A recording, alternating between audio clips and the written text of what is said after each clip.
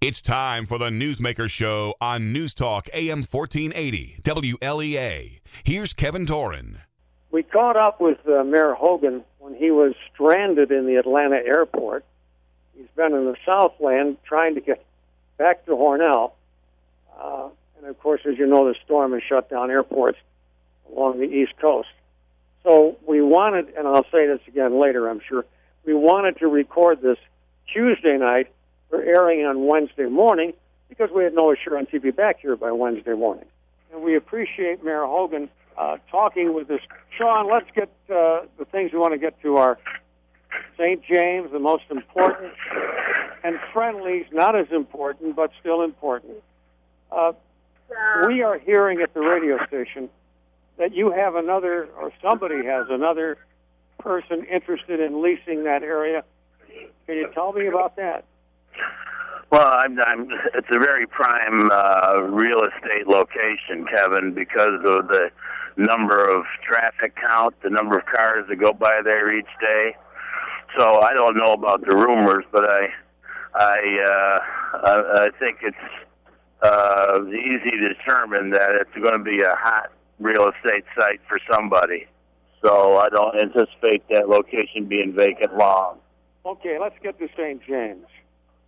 You were the last great hope for thousands of people who signed the petition, hundreds, perhaps thousands, who wrote to various people in Albany saying, don't shut down this hospital, St. James.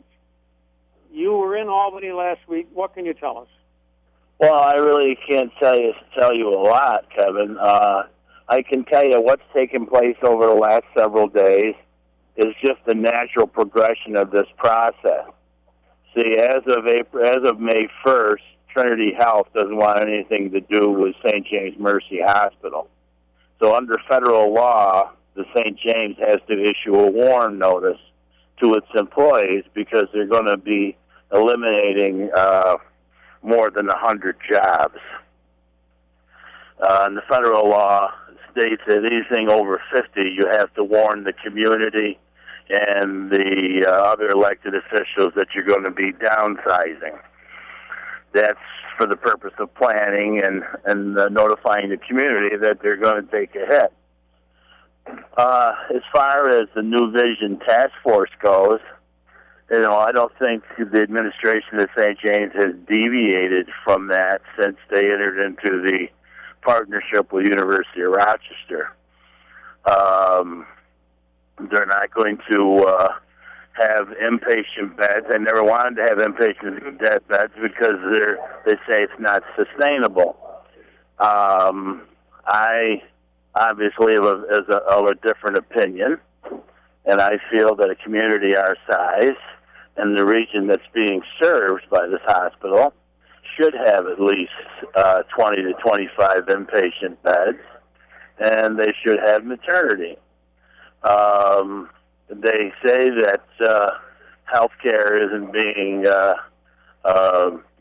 dismantled here, or it's not going to be degraded in any way. I say without inpatient beds, it certainly will be. I don't want people to be fearful of the fact that they're going to be, there's not going to be any health care in Hornell. That's the farthest thing from the case. There will be health care there, but is it what we deserve? No, and we should demand better, and that's what I've been doing.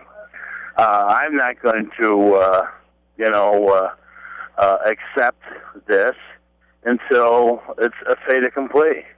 And I don't think it's a fait accompli. I think there's time in this process to investigate other options, whatever they may be.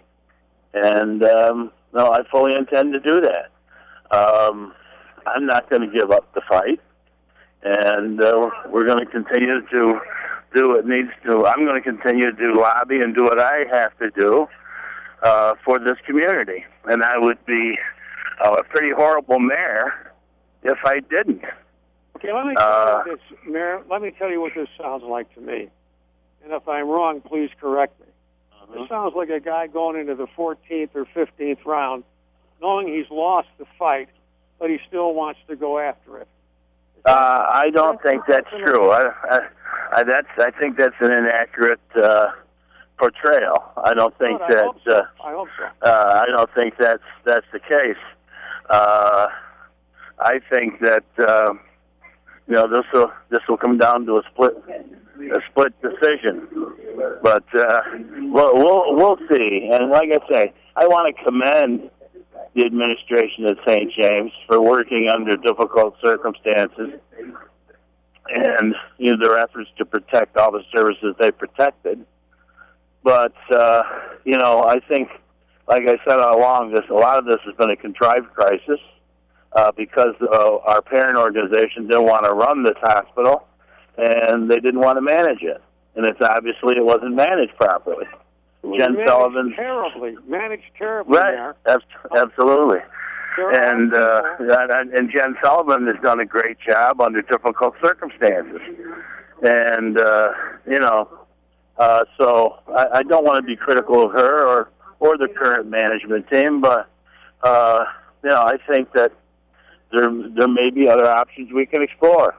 And I think until it's over, it's not over. And so, like I said, what kind of a community representative would I be if I didn't stay in the fight to the end?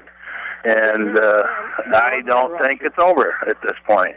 All right, let me interrupt you, Mr. Mayor. He and I are both on cell phones, and we're not hearing each other as clearly as we would. But, Mr. Mayor, let me back up a moment. That's what happened Tuesday, namely that the employees were warned that they were going to lose their jobs as of May 1. How serious is it?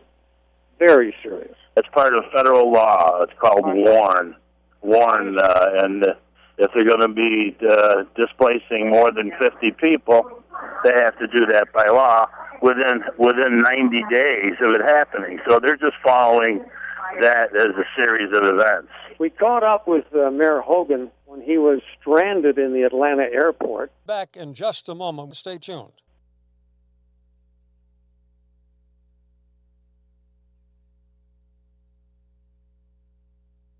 We caught up with Mayor Hogan in the Atlanta airport. All right. Let's back up just a moment, because a lot of people don't understand this Trinity Health thing. St. James originally started because Father James Early, back in the late 19th century, witnessed a man losing his leg in a bar room on Loder Street. He went over to Ireland, got some nuns, brought them back, and started a hospital. But he insisted the hospital was for the entire community. Right. All right. Most people, and I think actually it was correct, believed that the hospital belonged to the Sisters of Mercy. The late Sister Renee tried to change that and make it a community hospital because she wanted to do some procedures that were contrary to Catholic teaching, so she wanted to disassociate herself from the Catholic hierarchy. All right, that's a fact. But then we have suddenly a thing called Catholic Healthcare East. I wish they'd drop that name Catholic, because the kind of money they're paying does not speak well for the church, and as a Catholic, I resent it. Okay, now, where did this business of Catholic Health East come from? It's now Trinity. When did they get in the picture? Well, a year ago, Catholic Health East merged with Trinity Health, which is a large healthcare provider. It's a Catholic healthcare provider in the Midwest. They're headquartered in Detroit, and Catholic Health East merged with Trinity. And Trinity has been closing hospitals left and right in Michigan, rural hospitals in Michigan and other places around the country. It's a huge healthcare conglomerate. And but it goes back before that, Kevin. When I was on the board back in 2005, Bob Stanek, who was then CEO of Catholic Health East, came to me And as I was chairman of the strategic planning committee, and told me they were going to shop the hospital. Catholic Health East didn't want the hospital, and so they started shopping it. They had one taker, and that was Guthrie. And they spent 4 or 5 years, or a little bit longer, trying to develop a partnership or a takeover, and it didn't work out. So last October, that ended, and once again, they tried to shop the hospital through a Merrill Lynch, and again, they say they didn't get any takers. So they put on this course to close the hospital and move into a different realm. So that's when the new vision came up, because they really wanted to be out of the hospital business for a lot earlier than they are right now. They projected to be out of it last October. So thanks to the state of New York, with the funding they gave the hospital to continue operation for a year, we've been able to, save what we've saved. But they just don't want to run this rural hospital, period. All right. And we broke that story when we confirmed it with 3 doctors, was that no more patients admitted to the hospital after, say, the 27th or 28th of April, because there would be no inpatient care. Right. People would lose jobs. Various departments would shut down.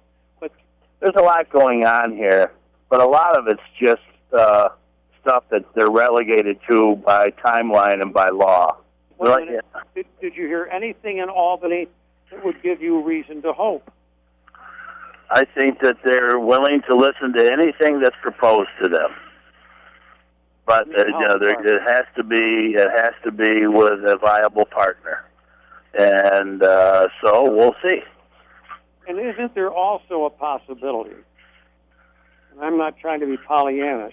Mm-hmm. Isn't there also a possibility that the U of R, at a strong memorial, would say, yeah, these people are entitled to some inpatient beds. We can't just have an emergency room down there and then ship them off the dam. So that would be nice. I don't anticipate it, but that would be nice. All right, so that's Pollyannish. All right. Right. Mr. Mayor, I know we're both on a tough timeline here, so I'll let you go. All right, and I'm always willing to talk to you, Kevin. Sorry under these circumstances. I'm traveling today, trying to get home. Was part of that snowstorm mess in New York. I was supposed to fly through New York, and obviously we didn't do that. So alternate arrangements were made, and now I'm going to be home later than anticipated. So I got caught. Is the mayor of Hornell sleeping on a bench in an airport? Not quite, but I'm pacing the floors here. I finally got a flight, and I'll be in Rochester later tonight. But it's always good to talk to you, and don't give up the fight, and we'll see how it turns out. All right, thanks, Shawn. All right, bye-bye. Safe trip home. All right, the reason we recorded this on Tuesday night is because we had no assurance the mayor would be back in Hornell on Wednesday morning. You hear he's caught in that big nor'easter, which is shutting down airports. Okay, let's summarize. And the hospital staff was informed that close to 600 people would lose their jobs as of May 1.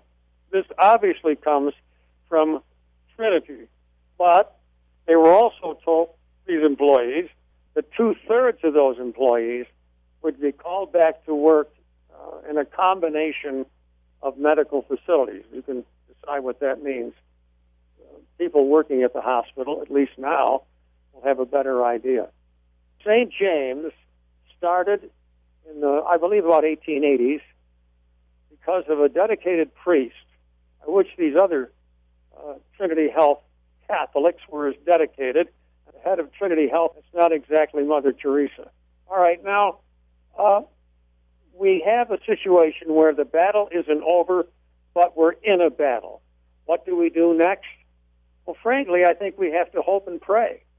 Pray that we don't get denied what we are used to, what we are entitled to, and what we did ourselves, the people of Hornell, our ancestors, without the help of anything called Trinity Health and without the state of New York in those days. So we've got to hope and pray that we are not denied the kind of medical care we're used to.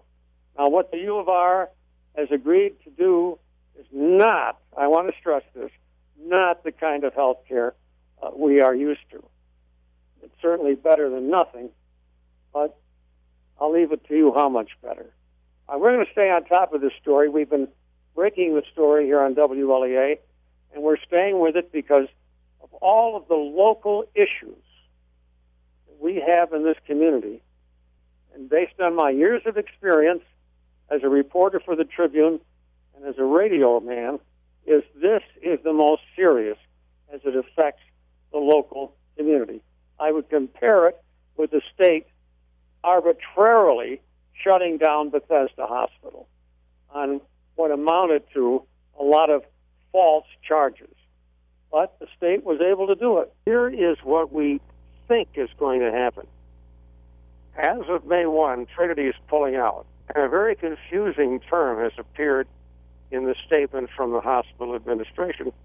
That confusing term is independent St. James. Does that mean that the hospital will continue?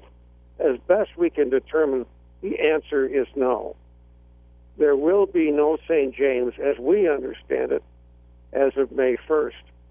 We hope we're wrong in that assessment, but the term independent St. James is a very confusing term, and it will not, repeat, will not operate under Trinity. Therefore, the question is, can it operate at all? And what's the role of the state health department? A lot of people are going to lose their jobs. A lot of medical care that we have had since the 1880s will cease to exist in Hornell and the Hornell area. As one doctor put it to me Tuesday night, we have been screwed. This is Kevin Doran.